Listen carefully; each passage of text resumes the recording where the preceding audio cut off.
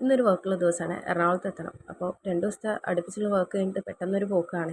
അപ്പോൾ അതിനുള്ള കാര്യങ്ങൾ പ്രിപ്പയർ ചെയ്തുകൊണ്ടിരിക്കുക. പലരും പറഞ്ഞു കേട്ടിട്ടുണ്ട്, ഞാൻ എൻ്റെ മക്കളെ നേരെ നോക്കുന്നില്ല, അവർ തടി വെക്കുന്നില്ല, അവർക്ക് ഫുഡ് മര്യാദയ്ക്ക് കൊടുക്കുന്നില്ല, അതുകൊണ്ടാണ് അവർ നന്നാവാത്തത് എന്നുള്ളതൊക്കെ. നിങ്ങൾക്ക് മാറി നിന്ന് കുറ്റം പറയാം. വേറെ പ്രത്യേകിച്ച് ജോലികളൊന്നും ഇല്ലല്ലോ. എന്നെ സംബന്ധിച്ച് എനിക്ക് ഒരുപാട് ജോലികളുണ്ട്. അതുകൊണ്ട് എനിക്കത് മൈൻഡ് ചെയ്യാനുള്ള ടൈമില്ല. പിന്നെ ഞാനിതിങ്ങനെ കാണിക്കുന്നതിൻ്റെ കാര്യം, രാവിലെയൊക്കെ ഉച്ചയ്ക്ക് വൈകുന്നേരത്തേക്കിന് അതിലൊക്കെ ഇടയ്ക്ക് കഴിക്കാനുള്ള സ്നാക്സ് ഇതൊക്കെ ഞാൻ വീട്ടിലുണ്ടാക്കി വെച്ചാണ് പോകുന്നത്.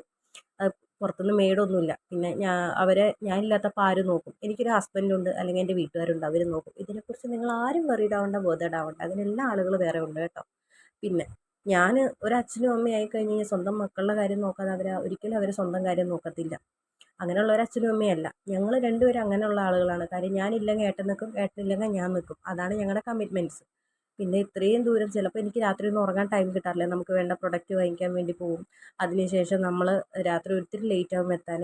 എത്തിക്കഴിഞ്ഞാൽ അവർക്ക് വേണ്ട സാധനങ്ങൾ ഭക്ഷണം ഉണ്ടാക്കാനുള്ള സാധനങ്ങൾ പ്രിപ്പ് ചെയ്യുക.